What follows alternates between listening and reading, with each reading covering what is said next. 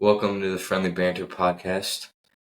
I'm here with my co-host, Brandon Yoder. and I'm Kate Zook. This podcast, we're here to talk about sports. That's about it. Focus on NFL and NBA, especially NBA. This episode is going to be kind of a little bit basic. I wanted to get it out before the finals, talk about, our predictions. Big Cleveland sports fans too, so we'll talk a little bit about the Cavaliers off season. Got a big one coming ahead, and also let you guys get a little bit of information about ourselves. So, Brandon, you wanna start her out for us? Yes, sir. Okay, so my name's Brandon Yoder. As far as kind of the way I do my analysis and stuff like that, it's a lot of numbers oriented with a lot of tape. In addition to that, very schematically oriented too. I really like diving into the nitty gritty of what counters what teams are running what different stuff, that kind of thing. As far as a little background on me, I am a 2022 graduate of the Sports Business Classroom. It's a program run by Eric Pincus of Bleacher Report. Regularly, they do have guests like Jerry West, Kobe Altman, Daryl Morey, and others. So it is pretty, highly touted. It takes place every year at the NBA Summer League in Las Vegas.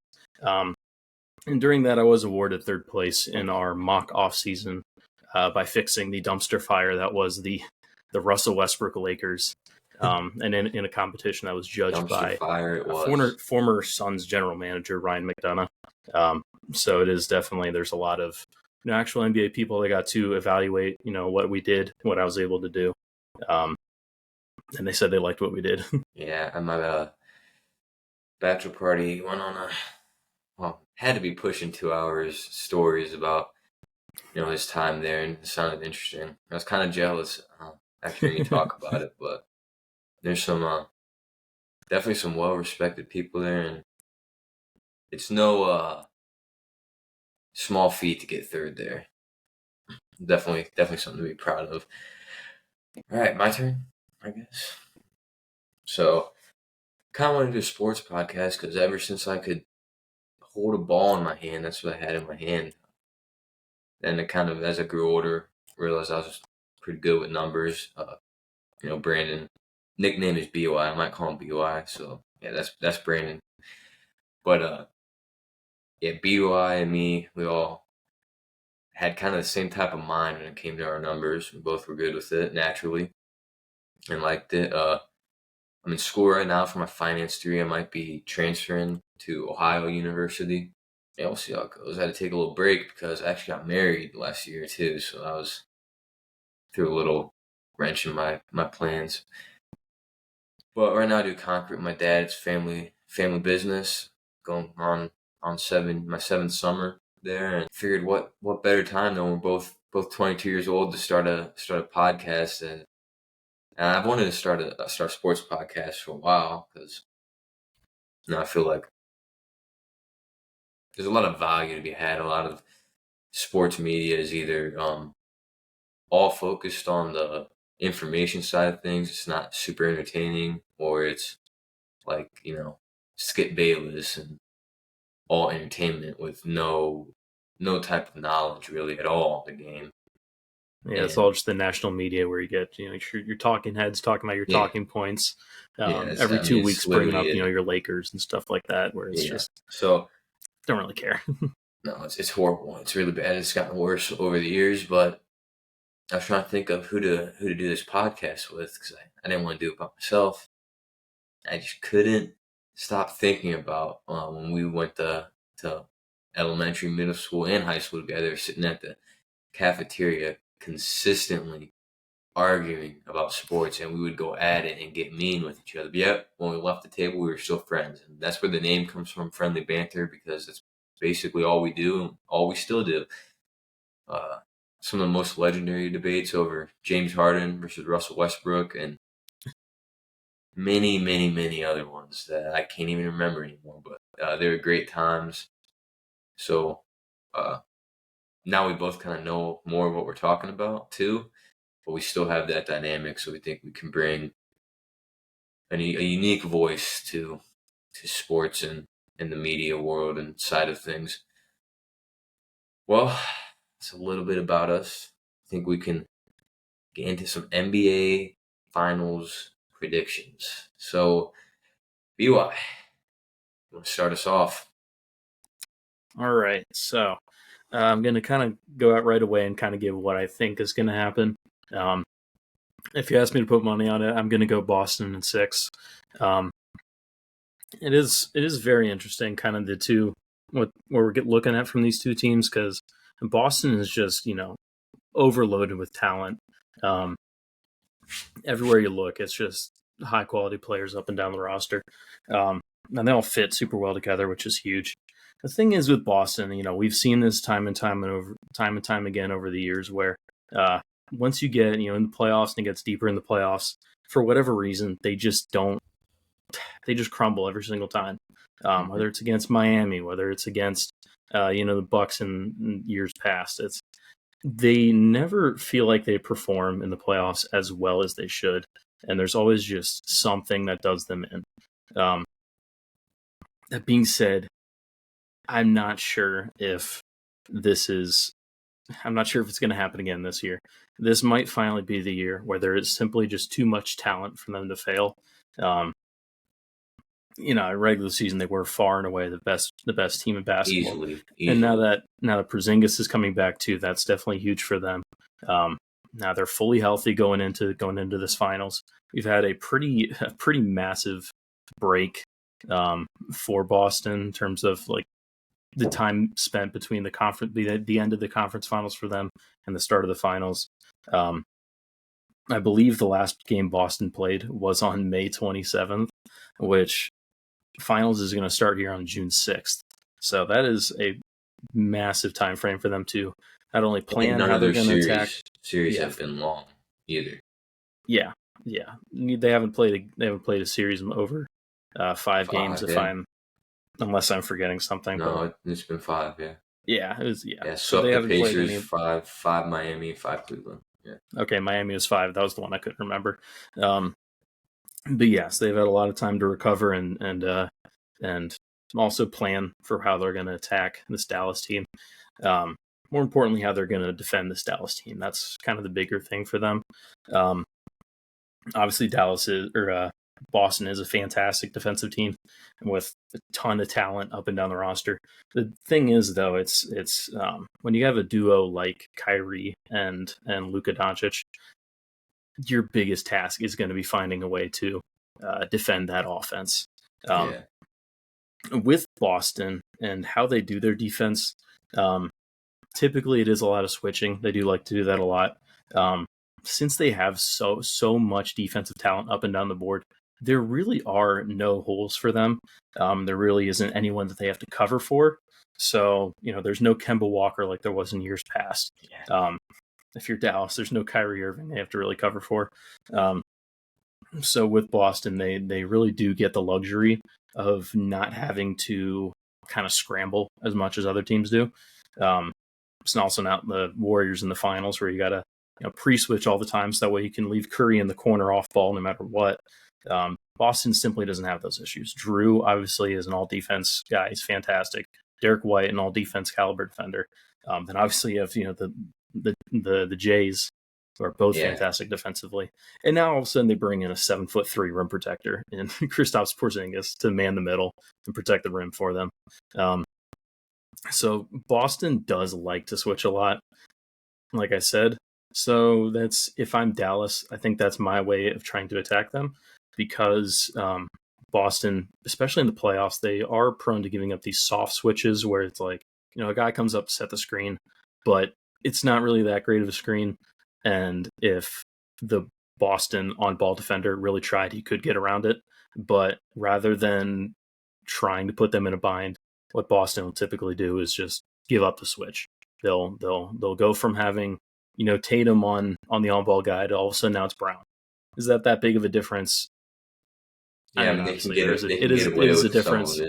I will say Brown's strength as a defender is on ball. So when you put Brown on ball, it's not like that big of a deal. The main thing is you're not switching Kemba Walker again onto an on-ball player. So it's like They they're have more willing to give up those switches. one of the Um, few teams in the NBA that has the luxury of switching as much as they do and getting away with it exactly. consistently. Plus in years past when Al Horford was a little bit younger and was a little bit more mobile. So you will see Boston even be willing to give these switches up with their centers, which if Dallas can, make that happen a little bit more often, then that does give you, favorable matchups where, Luka, first off, Luka and ISO against anyone is typically pretty Yeah, good. it's But pretty good. especially if you can get it on, your Al Horfords, your Kristaps Porzingises, then could see Dallas, having some success with that. So Boston is going to have to make more of an effort than they usually do to not give up those switches. Also, with Dallas or with Boston, another thing with them that an advantage that they have that Dallas doesn't is kind of the, we'll say, shot creation and/or shot making from their supporting cast, their role players. Because again, Drew Holiday, Derek White, these are guys that are pretty good, scorers and creators in their own aspect. Obviously, they're not, Luka or Kyrie, but the thing is, with Dallas's roster, the biggest weakness I see in the Dallas team is the role players showing up on offense, whether it's hitting their shots, whether it's attacking closeouts, whether it's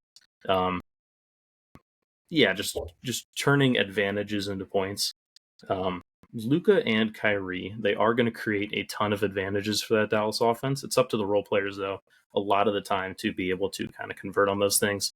PJ Washington has been pretty fantastic at that in the postseason so far. Derek Jones has been pretty good at it, too.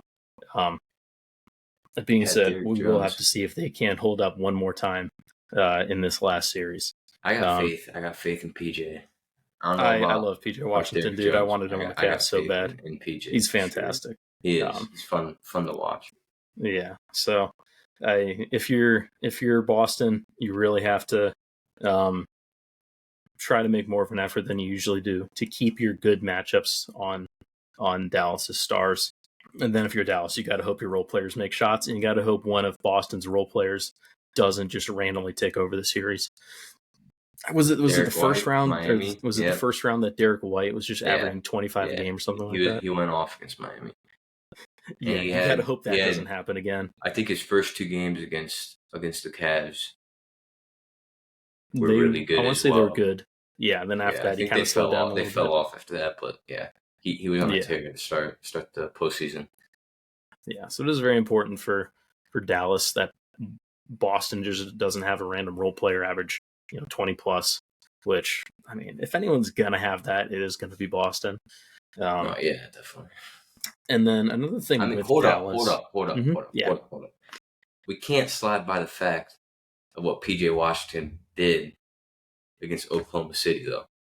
You cannot, no. You can't act like that didn't happen. So maybe the guy to pop off is Mr. PJ. That would be very awesome if that's the case. Nice. I'm like number one Celtics hater, so definitely I really don't PJ like. To have a huge series. Yeah, no, I'm really not a big fan of Boston. And then I do really like Dallas and their play style. They've got a lot of players I really do enjoy watching. Between obviously Luka and Kyrie, but then Kyrie's one of my favorite to ever watch ever, and Luka's just phenomenal. So right there, you put those two together, and it's like plus you get PJ Washington than LeBron and Kyrie. Mm-hmm. Like they're not better than LeBron and Kyrie, but for I prefer to watch Luka almost more than I ever have LeBron. Obviously, they're not the same caliber, but Luka is truly something special to watch. He's fun to watch. Yeah. Another thing with Dallas, I am very interested to see how their centers perform. It is a lot different from what Boston has in their centers, where obviously both of Boston centers can shoot, whereas Dallas's they're the rim rollers, they're your vertical threats, your lob threats, Derek Lively and Daniel Gafford. Lively has been pretty fantastic in this postseason.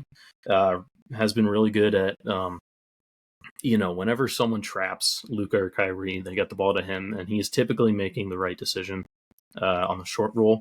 Where you have that 4-on-3 advantage as an offense. So He has been really good at converting those into points, which is what a pretty big fantastic. time pick. Like Yeah, if the Mavs don't hit on Lively, I mean their season looks a lot different.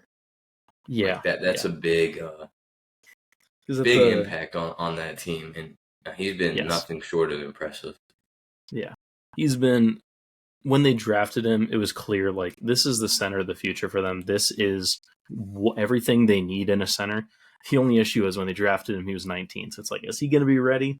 Most people said no, which is why they traded for Rashawn Holmes on draft night because he was supposed to be the kind of stopgap center. He was supposed to be the guy that's supposed to fill in for a year until Derek Lively's ready. They haven't needed that. Lively's been ready since day one, And and then it's you go been get truly Gafford incredible to too. watch. Yeah. And it's You know, been everything that Dallas has needed in the he's center been position is what he's Derek been Lively's been bringing to them. he's been Yeah. awesome. Also, He frustrates me because he can't finish very well sometimes, especially when yeah. I have money on him. He seems to not know how to put the ball in the hoop. But no, That's always when players he's a underperform. good player. He really Yes. is. Yeah. PJ I'm a Washington. I'm a fan. I gotta say, the PJ Washington trade at the deadline for Dallas has been Unbelievable. the one to really turn their entire season around. Because it's funny in the offseason beforehand, they were kind of they were linked to both Grant Williams and PJ Washington. They were trying to get one of the two of them. They ended up going with Grant Williams, All and one. that was a dumpster fire.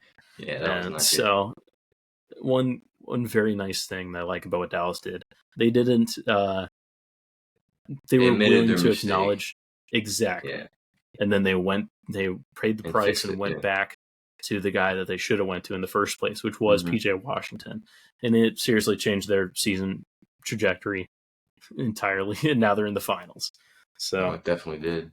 yeah, always nice to Definitely see did. teams kind of be active in order to fill holes, make their fix their mistakes. Um, I don't care what most people say. Trades are exciting because it does change. A lot of the times, it can change the outlook of your team.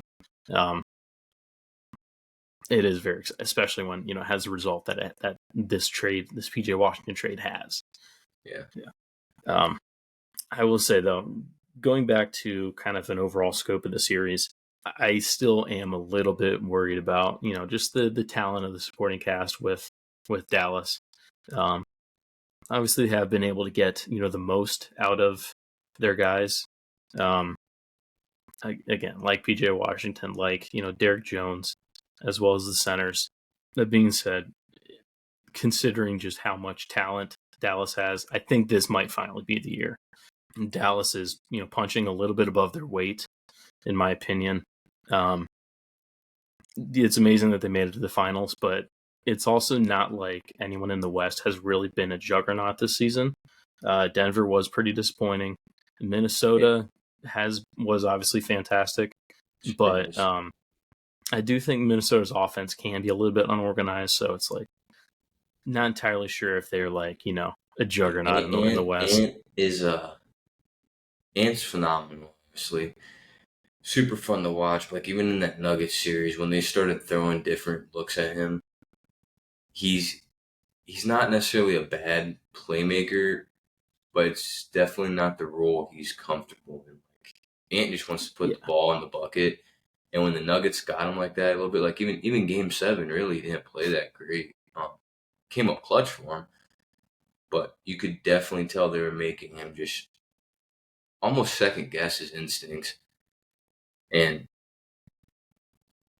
he's gonna be so fun to watch when he just becomes a natural at it. Like so, like oh man, 5 years Ant is gonna be a special player. He already is, but it's gonna be fun. League's in yeah, good hands. Got a couple guys that are just between him, Shea, obviously Luca, Wemby too, Wemby, naturally. yeah, of course. Yeah, I mean, I was a little worried with like all the guys we grew up watching. LeBron, Curry, Kevin, KD. Russ, Harden, even like Carmelo retiring, Kyrie's getting up there. Like all these guys that we grew up watching, and just making us enjoy the game of basketball. They're all getting older, and I'm just looking around. And I was like, "There's nothing." and then Shea hit another level. We all knew about Luca. I'm not gonna act like it was Yeah, complete it nothing. We was that knew was about Luca, obvious. and then Ant just turns it up to another level that I never knew he had. And I'll say the Nikola Jokic best player in basketball era has been the most boring basketball era for me that I've watched. And I'm glad we're kind of getting out of, not that he's not the best. It's a, you know, an argument I'm willing to listen to, but it's nice to have some discourse there now. And it's not just Nikola Jokic, but I do Yeah, like your it is. predictions. I am With excited to that being see, said, someone else kind of take the spotlight as like face of the league besides Jokic. Um, so, what are your kind of predictions on how you think this finals is going to go? I've been, I mean, you talked about this at our buddy's wedding on Saturday, and we both said we honestly have no clue. Um, I'm still kind of there, and numbers wise, I think you can't look at the numbers and say that the Celtics don't win the series. They are, I mean, their fifth option on offense would be the realistically the Mavericks' third option and the third best player. Drew Holiday would pretty easily walk in there and be the third best player. There's just something about the Celtics. One, the fact that they haven't really had any meaningful games all year. Like they blow teams out, and their close games they lose. And in the playoffs, sure, every game's meaningful, but they haven't had a game where they really have had to buckle it in and must like they haven't had adversity. I mean, Dallas has been tested, you know, multiple series this postseason. They're battle tested. I don't think that this Boston team is. I don't think, I know that they have some finals experience, but a lot of it, really, when you look back on the Tatum era of where there was no Kyrie, it's been a lot of disappointment and underperforming. And so I look at that and I think that a lot of times in basketball, the guy with the best player win, or the team with the best player wins. And it's kind of going away from that a little bit more um, in modern NBA. But I just I have a tough time putting my faith in a Tatum led team. I'm not a huge Tatum fan. I think that he's obviously a phenomenal player with his skill set, with his traits, his tools, his everything about Tatum. I don't understand how he's not a consensus top five player along the likes of Shea, Jokic, and Luca. It makes no sense to me. I think he's underperformed what he should be at his career. Again, it's not even a knock on the player he is. He's still obviously phenomenal. I'm not trying to sound like just straight hating right now. But Jaylen Brown should not be outperforming you multiple games per postseason. Jaylen Brown's also a great player, but like let's not act like he's Jason Tatum. Yeah, And it there shouldn't be a bothers me. It series. bothers me. Yeah, the fact that Jaylen Brown was able to win conference finals MVP. Um, Obviously, he performed fantastic. It's not a knock on Brown. It's a little bit of a knock on Tatum, though. That hey, Yeah. you're supposed to be the best player on the best team. You have all the talent in the world. The fact that you haven't been able to just get over the hump, beat teams you should beat. Every Well, year, every obviously, year, I go into the year thinking, is this the year that Tatum becomes a consensus top five player? Never happens. Is this the year that Tatum finishes top three in MVP voting? His team was clearly the best team in the NBA, and he didn't sniff those top three guys. Like, not to say that he wasn't, in the top five running for MVP this year, because I think he was, right? possibly, I mean, he was right around there. yeah, But it was never a real discussion once you got past the All Star break, basically. And to yeah, me, that's unacceptable. When you have the record to back it up and everything, and you're the best player, why is no one talking about you seriously for MVP? And so when I look at things like that, the Cavs series, when I watched Tatum, he turned it on at the end of the series, but I looked at him and I thought Donovan Mitchell was the best player on the court. if I'm picking one of them, I'm picking Jason Tatum. Don't get me wrong, but why is Donovan outplaying you? And I don't quite understand what it is with Tatum, but I do think like yeah, I saw a YouTube short and it went over all these reasons that Boston is going to um kill the Mavs, and then at the end he gave his prediction. He said, "With that being said, it's playoff Luka Mavs in 6." I think that's the way I'm leaning with Mavs in 6 or 7 because I have more faith in Luka and Kyrie to show up than I have faith in Tatum and Brown to show up, and I also don't have a whole lot of confidence in Drew Holiday and Kristaps to perform well, or even Kristaps to stay healthy. He's had a really healthy year, and then he gets hurt in the playoffs, and it's like we've just how many times have we seen this same story where the guy gets hurt in the postseason, comes back for the finals, and it does not go well? Yeah, no, it's Like we've that's seen it a kind of lot, it's kind of why I mentioned like that fact that it was such a big kind of break before the finals. which helps. But I Yeah, mean, yeah, did KD and Clay? They both came back versus the Raptors in 2019 and both got hurt, right? yeah. Neither of them Both got played hurt the again. entire next year because they got hurt Yeah, so bad in that. and like I don't think uh, his injuries on that level, but it's something to watch. It's something that when you add all these things together, I also don't trust Missoula as a coach. I don't. And so when you add all these things together, I don't know. There's too much that I don't trust with Boston that makes me lean Mavs, and then they have the best player. Ultimately, though, it comes down to Boston loses this series in 2 ways. They shoot poorly is the one way, and the other one is they just flat out get outshot by Dallas. That is how Boston has lost games all year. Like that's just. But when you put those things together, along with the pressure of the finals, I can see two of their main 5 guys having poor shooting performances, and then I think that could lean towards the Mavs way. And until Tatum and the gang proves me wrong, then that's where I'm gonna be. And I could literally see Boston winning it in 5 too.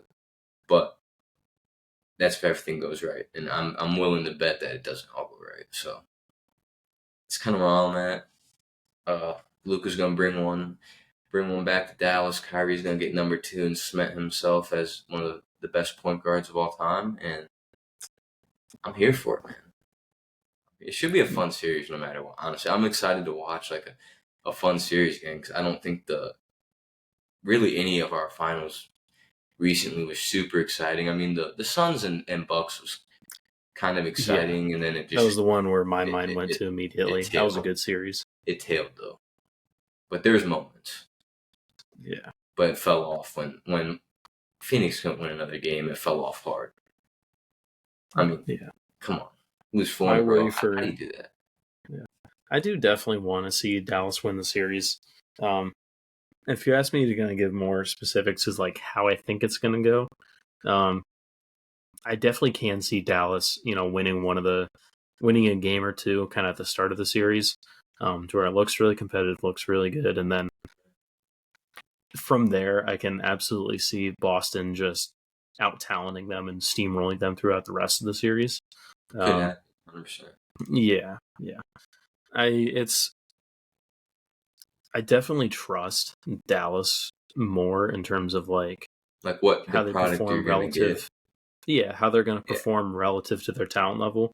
Um, but I'm going to be honest. I think Boston just has too much talent to lose this year, which you could say about them in the past, but I don't know. I don't. I mean they had This too might be much this might be talent their to year. lose in the first round last year too, and they did. Yeah, So I don't know. I honestly I really don't have a feel for how the series is gonna go because you have. I mean the Celtics range of outcomes is about this wide, and then the Mavericks, they might not get to here, but they're like right here, and exactly. it's a matter of if Boston lands here or if Boston lands here. I have no clue. I really I don't. think But that's a good way of putting it. let's move on to a couple of things. I'm gonna ask you, who do you think is going to be the top performer in this final series? Who's going to be the best performing role player, the biggest disappointment, and the biggest clutch performer? Go with those four. Start with the best performance. Okay, outright best performer in the series. I There's not a whole lot of debate to it. I am going to go Luka Doncic. Um, Throughout most of the playoffs, he has been kind of hampered with injuries and stuff. That being said, you look at the last series, he has looked a lot healthier than what he did at the start of the playoffs. Definitely. And the shooting has really came around in this last like 7-ish games. I did look kind of at the stats of the series. The first like 10 games of the playoffs, he was shooting like in the 20s percent Oh, wise from it three. was brutal. Yeah, it was definitely you could tell like it was pretty clear he was playing injured still. Just couldn't He buy a was bucket. banged up. He was definitely Yeah, banged up. yeah. But then within like the last 7 games, um, he has looked like his normal self. And another thing, that 3-point percentage was the last 7 games. He was averaging 10 threes a game attempted and was making 46% of them. So if you're Boston, not exactly sure how you're stopping that. And then also again, the huge break between the conference finals and the start of the finals is only going to help Dallas more so because of it's going to help Dallas more than it's going to help Boston because of uh, obviously Luka getting back to health. Best players. It's Yeah, gonna and then outweigh plus Chris Jones. yes, Derek Lively as well coming back from injury too. That's going to be very big for Dallas. So yeah, I am going to go Luka as that first pick because No argument. No I can't argument trust Tate. from I me can't trust here. Tatum to be the best performer in the series for I'm sure. gonna agree with you. Yeah. I'm gonna agree with you. I'm gonna go Luca. So, biggest disappointment. Who's it gonna be? I It's might. gotta be a player that I would qualify as, you know, not a role player. So like, I would even throw like a PJ Washington level guy in here, but I'm not like Daniel I think that's Gafford. where my Like cutoff would have been too for that. Yeah. I think I am gonna go. It's between Jalen Brown and Kristaps Porzingis. Not entirely sure which one I'm going to go with just yet. Uh, I will say it is going to depend on how mobile Kristaps looks. If he's really slow, if he's just his footing isn't there, if he just doesn't look fully healthy yet, then I am going to go with Porzingis as the most disappointing player. If not, I could see it being Jalen Brown.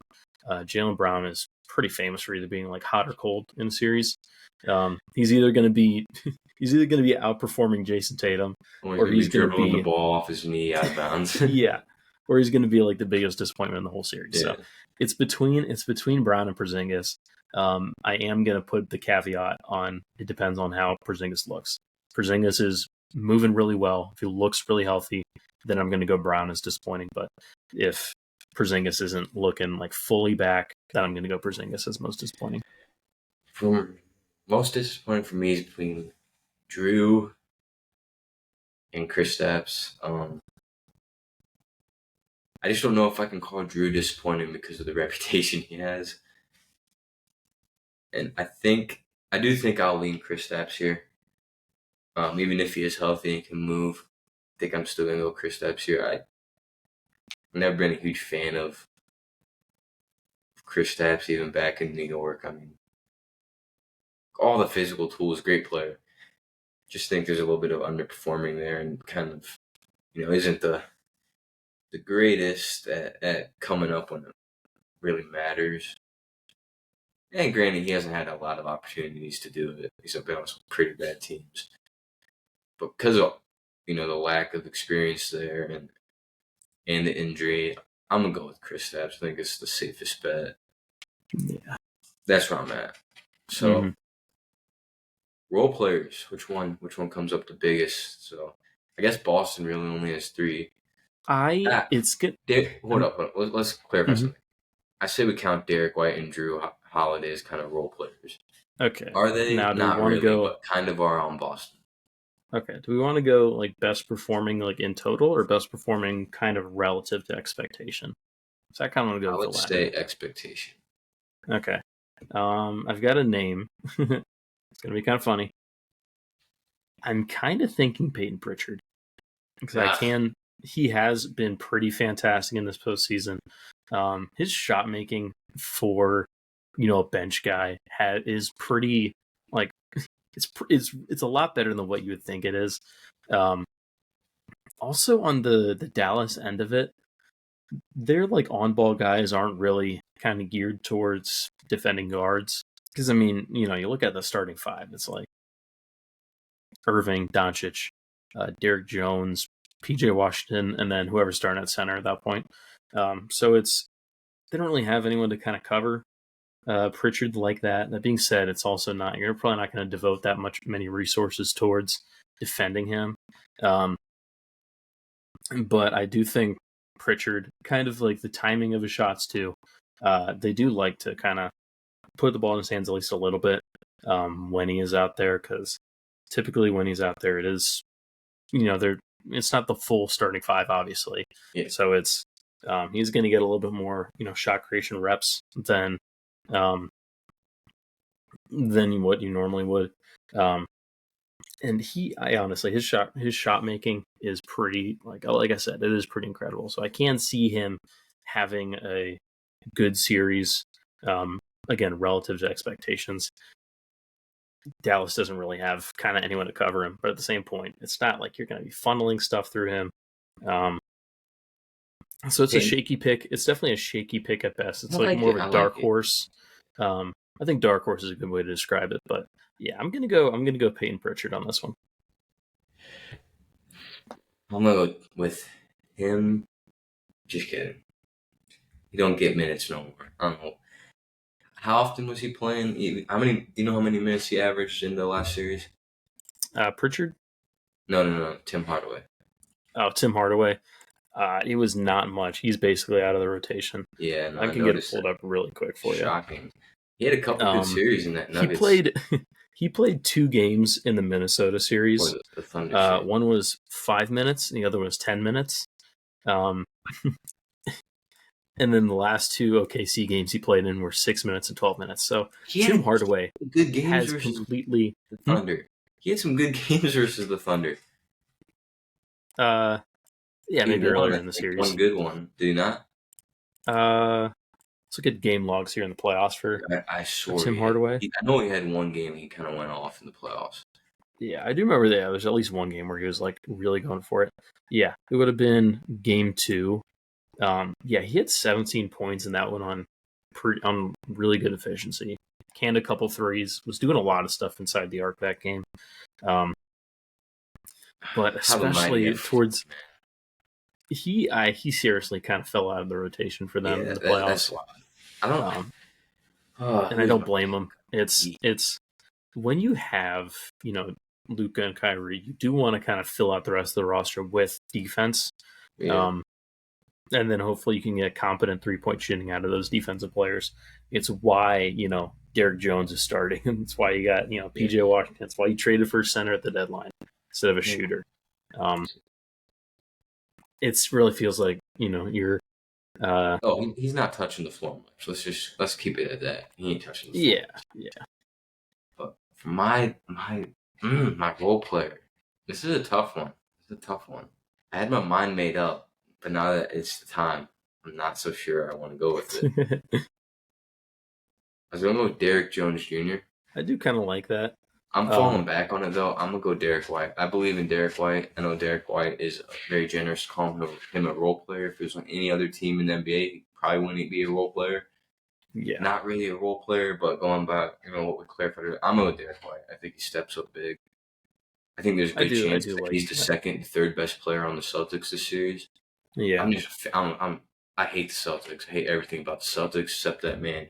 I like Derek White a lot. I'm gonna go I Derek wanted White. the. I was pretty heavily pushing for the Cavs to trade for him. Man, instead of let's not talk about that. Let's instead of not talk. Karis LeVert. No, let's just Okay, what's next? let's not go. Fourth one was who's gonna come up with the most clutch performances. Okay, most I'm gonna clutch start this one performances. off. All right. Give me Uncle Drew. Seen it too many times. Not gonna try to be fancy. I'm not gonna try to go with the dark horse. Give me Uncle Drew.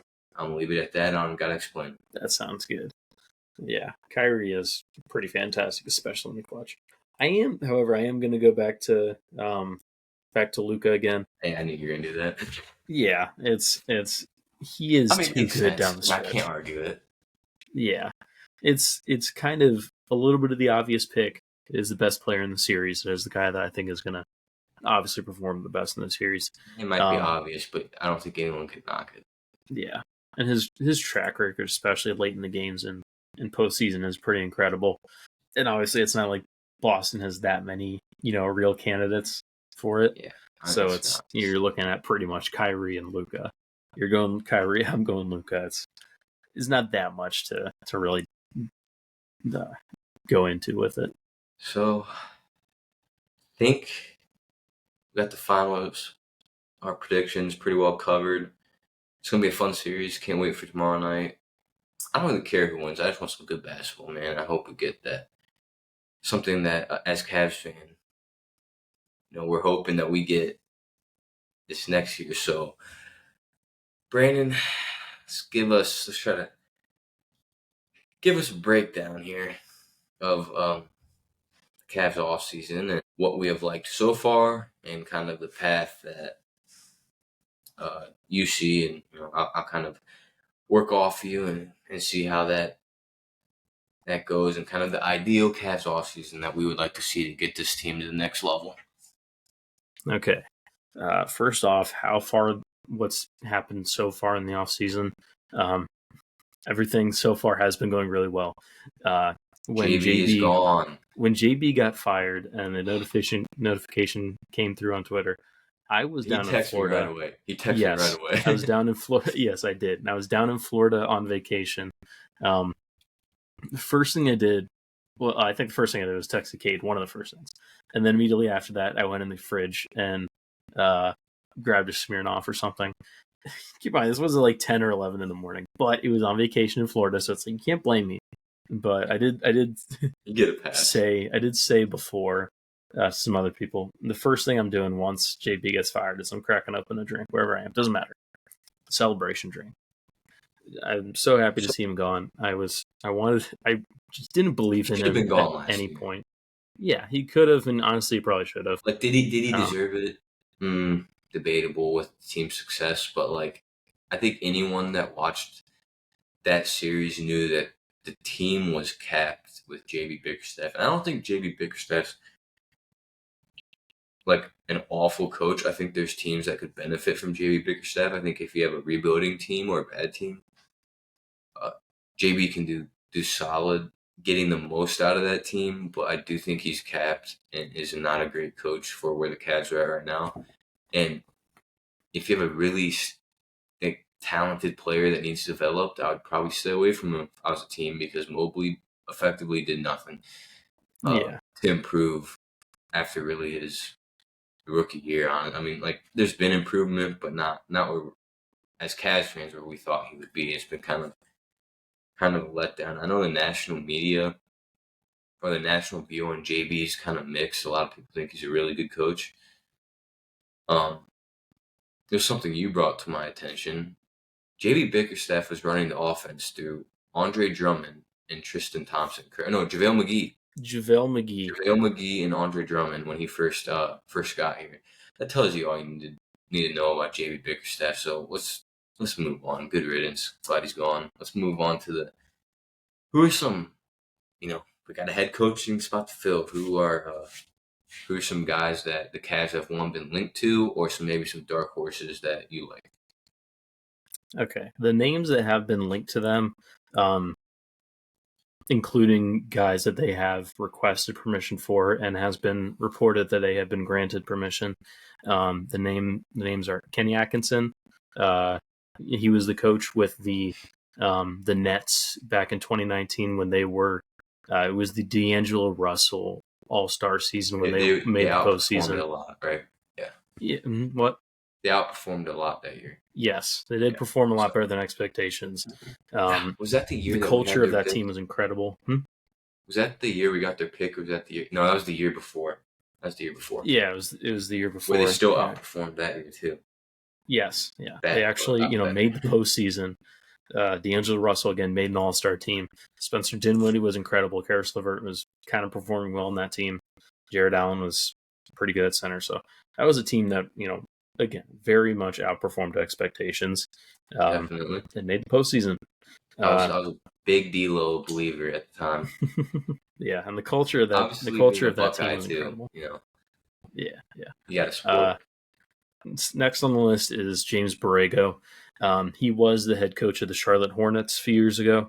Kind of his notable stuff. He got Kemba Walker had his best season under him.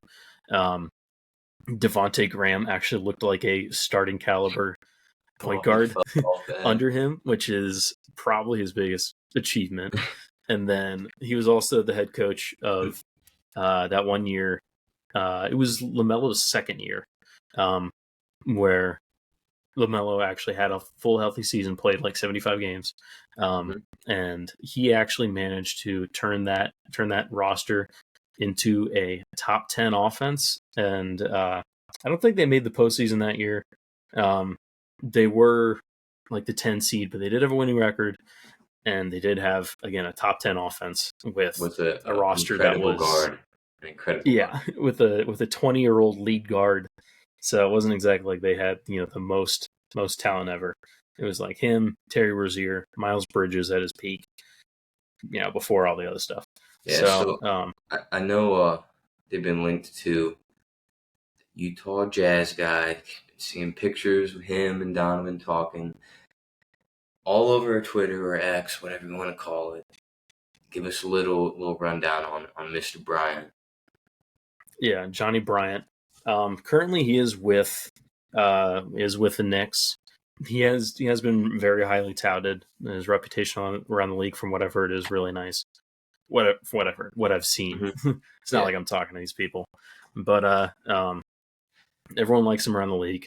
However, he is definitely, my understanding of him is he's more of a player development guy, where he's going to get the most out of you as an individual player, but he's maybe not the best. I'm not sure exactly if he's like head coach material. That being said, the Knicks, there has been some discourse on their end where if for whatever reason they had to move off from Tibbs, it's not going to happen. But if it ever does happen, he would be a pretty serious contender to take over the job. So he's got Bryant respect. Yeah, so Bryant for is that pretty high whole head coach role. Yeah. Next up on the list is Chris Quinn from Miami. He's assistant coach over there. To be honest, I don't know how much about him in particular. That being said, Miami obviously is a fantastically coached team. Fantastically is, I don't think it's a word, but whatever. Especially in the playoffs, Miami is pretty incredible. They're amazing at adjusting to whatever you're doing and finding a way to beat it, essentially. The thing is, though, obviously Miami is a defensive team, even in the playoffs. Their offense, they make it work, but it's not like it's they're not juggernauts on the offensive end. This year, Miami. Yeah, and even in the postseason, it's not like they're that incredible on the offensive end. That being said, it's pretty clear this Cavs team and their weaknesses and their strengths.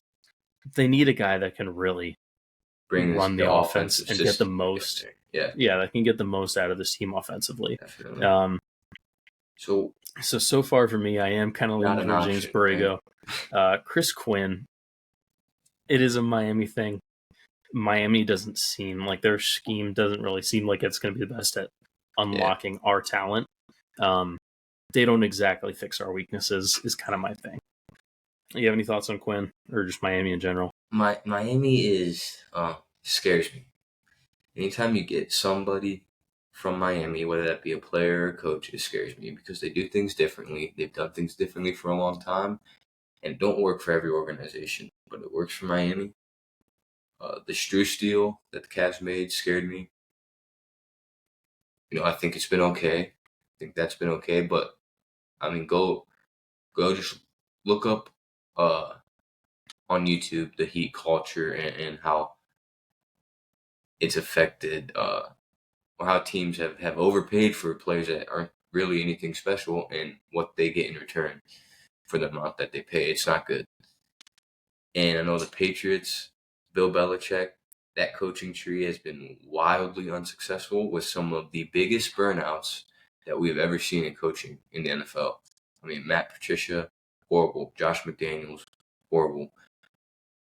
Miami gives me the same vibe. I don't know if it's as bad, but I don't think that Chris Quinn brings enough to the table to make that risk I'm willing to take. I just don't think it makes sense in quite a few ways. I think there's better options on the table. Yeah, it doesn't move me.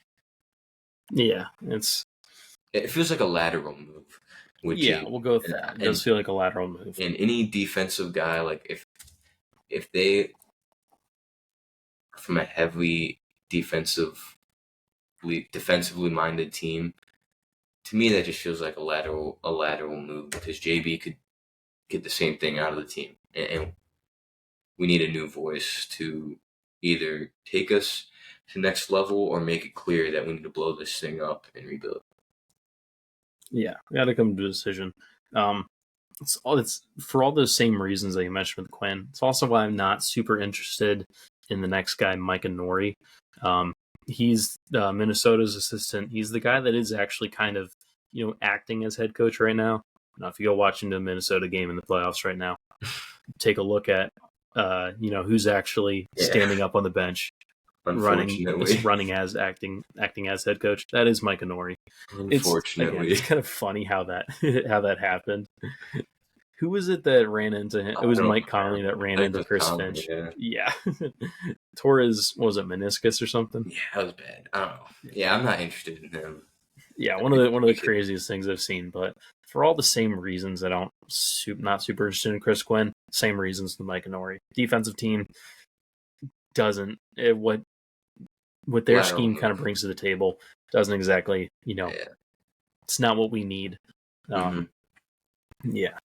The last guy on the list for, coaches that we have secured interviews with is David Adelman out of Denver. Again, all these guys are highly touted assistant coaches. But the Denver kind of play style, it's not one that is super helpful for us either. We don't have a Jokic.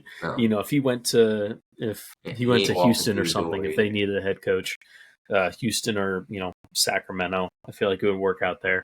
Being said, both those guys don't need head coaches. Sabonis and Şengün. Yeah, well, Şengün and Sabonis as well, but I really don't see a need for a Denver coach. So out of the three guys that you at least see something in, that you see the potential for them actually bringing something to the Cavs, which one is your go-to? You said James Borrego. I'm going to go James Borrego. If I had to rank him, I'd go Borrego, and then Atkinson 2 and Johnny Bryant 3. Borrego is kind of everything that we need in a coach. Has been able to get the best out of his players on the offensive end. And seems to really thrive with, guard-centric offenses, which is what we have with, Donovan and Darius. Well, we can get to that. Has been able to get. All right, we'll get into that later. But it has been able to get the most out of Kemba and Devontae Graham. Has been able to turn the LaMelo offense into a top 10 offense in the NBA. So it is pretty much everything we're needing. Everything that you're getting with Kenny Atkinson, it's like Borrego does the same thing, but it's just a little bit better at it. Plus, I am a little bit scared of kind of, what happened with Atkinson when KD and Kyrie Irving came into that team. Whatever happened, it didn't last very long. They were not happy with kind of what he was saying or doing. I don't know exactly what it was, but the fact that, again, they didn't like him too much leads me to believe it. I wonder if he's just a little bit more of a developmental coach other than a coach that you really want with a contender. So definitely leaning towards James Borrego as my number one. solution. So for the next segment, let's do a little speed segment. This podcast don't get too long. Go through just kind of quickly. We'll get into this a little. We got a long off season ahead, so we'll get into all these things a little more in detail. But give a real quick rundown of your ideal off season when it comes to player movement. Yeah. Are you going to throw topics at me, or am I just kind of spouting I'll off? start. Okay. All right. First thing, gotta get Donovan pen to paper. First thing, if that doesn't happen, you trade him. You keep Darius Garland. If he does stay, I think it is time to move on from Darius Garland. I think it's time to move on from Jarrett Allen. I love both players. I think both players are phenomenal players. I just think that there is a cap with the way this roster is built, and I'm personally picking Mobley over Allen, and I'm taking Mitchell over Garland. I'd love to see Mitchell with either a defensive-minded point guard, or just a defensive-minded guard. I don't need to be a point guard, but like a Drew Holiday. I'm not saying go get Drew, but a player kind of like that, where they don't need the ball in their hands all the time to feel their impact. I would love that, and then just get whatever four you want to pair with Mobley, just be able to shoot the rock and be a versatile defender. I think that would be able to take this team to the next level. Even if you want to get a wing that can defend and move Streets to the 2 and have Donovan play 1, I would like that. Then your bench we just need a little bit. You got Okoro. I'd like to bring him back. I think he can be a valuable piece. You need, if they believe it's Craig Porter, okay, but you have to have a guard that can handle the ball coming off the bench that you trust, and it's something we have not had since Ricky Rubio actually played for us, which is longer than I'd like to admit. But you got to get a backup guard and get some type of creation and scoring that's not named Karis LeVert. I think you need to move on from LeVert and Niang. Especially Niang, he's brutal to watch. I'm telling you, he's brutal. Anyone that is a Cavs fan, you feel our pain. If you're not, be thankful he's not on your team. He needs to go. Once you do that, then you got to start kind of rebuilding your bench. You really only have Okoro and Craig Porter, possibly. Got to work on the 3, but possibly. Yeah, I think. Oh, Dean Wade, my bad. I can't believe I just forgot. Dean Wade too. Definitely a key piece, but you need to add a true big off the bench, and you need to add someone that you can trust to handle the ball. If it is Craig Porter, then I'm hesitant, but okay. I think he can be a good player. I just don't know if it's now.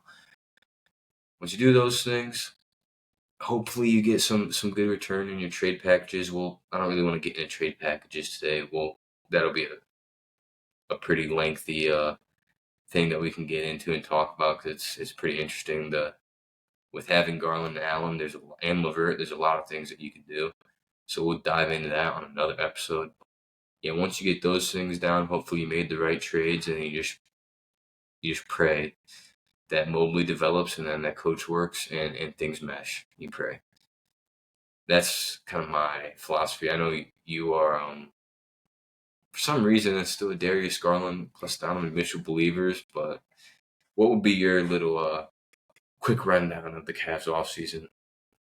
All right. So I do agree on the moving on from the Jarrett. That time is kind of up at center. Definitely. It's time to move Mobley to full-time 5. Jarrett has been obviously fantastic for us, and he would be selling kind of at the peak of his value, which is awesome. Kind of perfect. I love Jarrett Allen. Don't get us wrong. Yeah, we love Jarrett Allen. Yes, the Jarrett Allen experience in Cleveland has been nothing short of fantastic. Amazing. Yeah. No complaints. No. Being said, it is definitely time to move Mobley to the full-time 5. As far as the Darius situation, my personal opinion, I do want to run it back for at least one more year with him, with a coach that is going to play a more kind of upbeat, faster play style. and also in an offense that is actually going to space the floor, which you will be able to do now that you're not running two bigs. The main thing is I see Darius as a perfect point guard for a 7 seconds or less style offense. One that D'Antoni ran in Phoenix with Steve Nash, and the one that Indiana's running right now with Tyrese Halliburton. You look at those all three guards; they're pretty elite passers. Nash and Darius are pretty amazing ball handlers. Tyrese for sure is not the greatest ball handler ever, but they still make it work. And then as far as shooting, they're all really good shooters. We'll say Darius is a good shooter. We'll go with that. But with those type of players, the thing is, their weaknesses, none of them are dominant rim finishers. None of them are really that good in isolation. Darius has gotten a lot better in isolation this past year, but none of them are big physical talents. So it's not like any of them are going to be overpowering you with any kind of physical skill or just these amazing traits. It's just that their specific skill set is kind of best utilized again in that 7 seconds or less offense. Really gets the most out of those players. So I do want to see Darius in that offense at least once before we give up on him. So you're going I Darius, think it could Donovan, be. Strus. Sorry, what? You're going Darius, Donovan, Strus, Mobley, and then you fill in 4 at some point. As far as the rest of the roster, I think Dean Wade could be a starter for us. With Allen, when you trade Allen, you are going to get a pretty sizable haul for him because as far as the teams that are looking at getting a center this offseason, it is New Orleans, Memphis Grizzlies as well. He has been linked to the Sacramento Kings for some reason. I don't get that, but also the Warriors too. So there are definitely teams that are going to pay a good bit for a guy like Jared Allen.